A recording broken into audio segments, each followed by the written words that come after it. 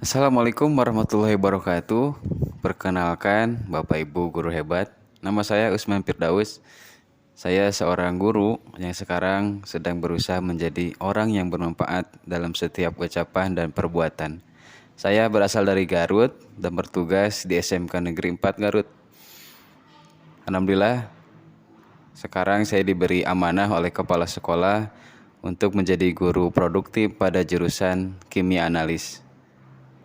Dengan adanya program apresiasi guru dan tenaga kependidikan inspiratif ini, izinkan saya berbagi cerita kepada seluruh guru di Indonesia tentang penerapan pembelajaran berdiferensiasi.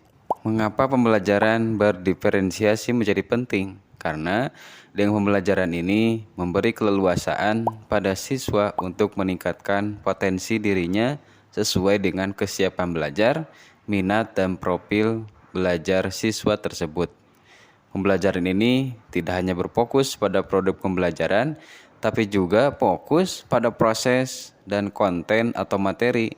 Bahkan metode ini bisa diterapkan pada semua mata pelajaran.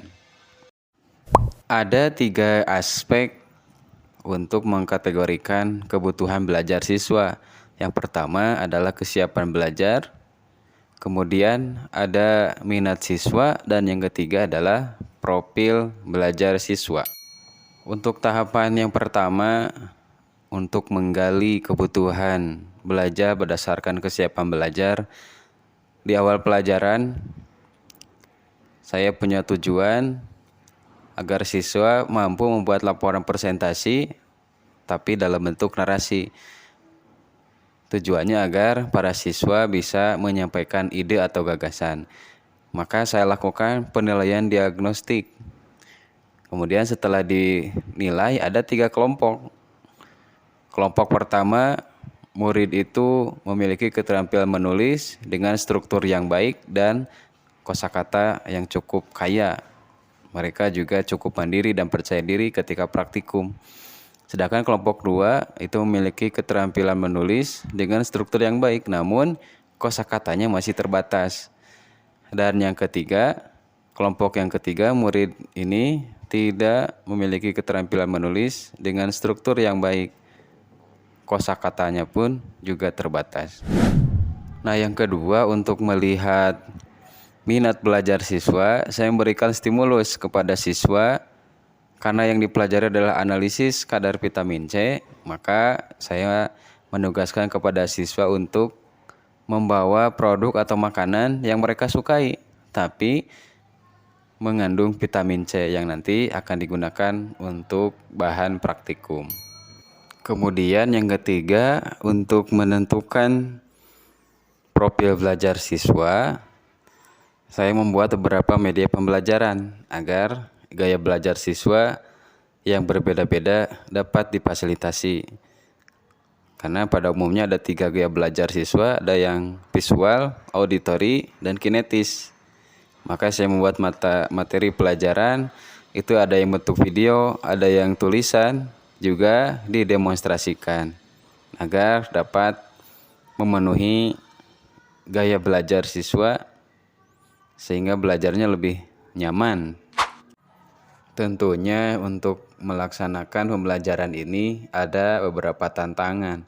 Pertama, dari konten atau materi yang kita buat perlu disesuaikan dengan kondisi gaya belajar anak. Tidak bisa disamakan. Yang kedua, dari proses.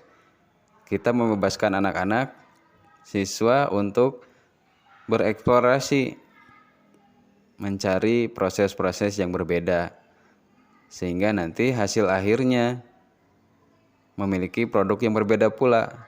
Tapi dari proses dan produk itu harus punya satu tujuan yang sama.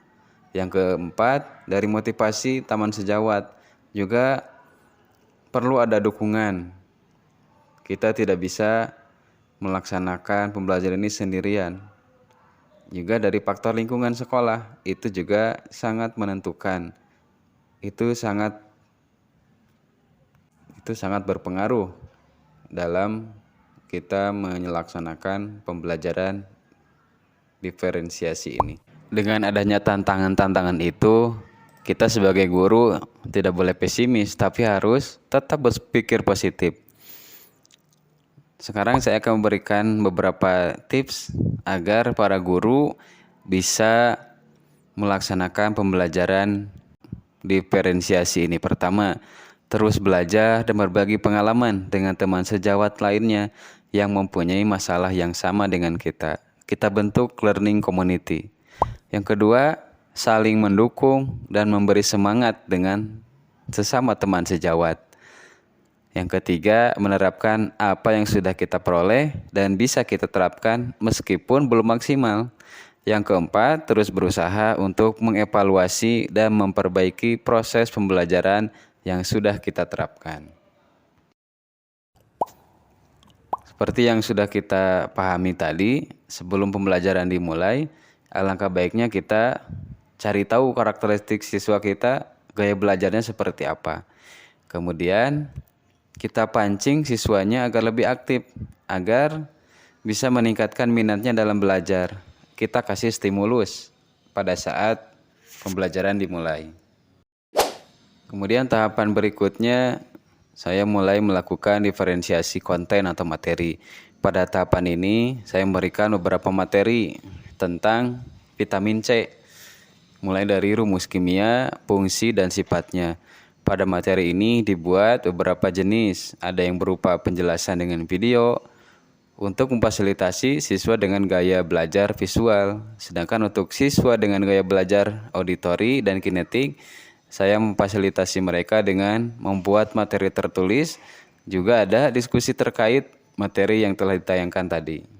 Untuk diferensiasi proses, saya memberikan kebebasan kepada siswa untuk memilih metode mana yang paling mereka sukai untuk analisis kadar vitamin C. Karena hasilnya akan tetap sama, nilai akhirnya sama. Nah, setelah proses praktikum selesai, siswa juga saya beri kebebasan untuk memaparkan hasil praktikumnya. Bukan hanya dalam bentuk tulisan, tapi boleh juga dengan video atau dengan voice note. Penilaian ini bisa tergambar, khususnya untuk pengetahuan, bisa tergambar dari cara mereka berdiskusi serta menjelaskan proses praktikum tersebut. Untuk penilaian keterampilan, tergambar dari proses mereka pada saat praktikum berlangsung. Di sana terlihat jelas perilaku mereka, karena ketika ada yang salah dalam tahapan praktikum, maka hasil dari analisis tidak akan bisa didapatkan. Alhamdulillah, hasil pembelajaran yang menggunakan pembelajaran diferensiasi membuahkan hasil yang memuaskan. Terlihat dari nilai akhir, para siswa nilainya sangat bagus. Jika saya kategorikan, faktor-faktor keberhasilan dari penerapan pembelajaran berdifferensiasi ini adalah: pertama, adanya kesungguhan niat guru dalam mendidik siswa. Kedua, perlu adanya kegigihan guru dalam menyusun materi dan menghidupkan proses pembelajaran. Juga yang tidak kalah penting adalah yang ketiga, dukungan dan motivasi dari teman-teman sejawat. Kesimpulannya dari pembelajaran berdiferensiasi ini sangat berkaitan dengan filosofi pendidikan menurut Ki Hajar Dewantara. Salah satu filosofi pendidikan menurut Ki Hajar Dewantara adalah sistem Among. Guru harus dapat menuntun siswa untuk berkembang sesuai dengan kodratnya. Hal ini sangat sesuai dengan pembelajaran berdiferensiasi. Seorang guru harus mampu menciptakan pembelajaran yang berpihak kepada siswa, yaitu pembelajaran yang memerdekakan pemikiran dan potensi siswa. Terima kasih Bapak Ibu telah menonton video ini. Semoga bisa menjadi inspirasi bagi Bapak Ibu untuk melaksanakan pembelajaran berdiferensiasi. Assalamualaikum warahmatullahi wabarakatuh. Salam Bapak Ibu guru hebat.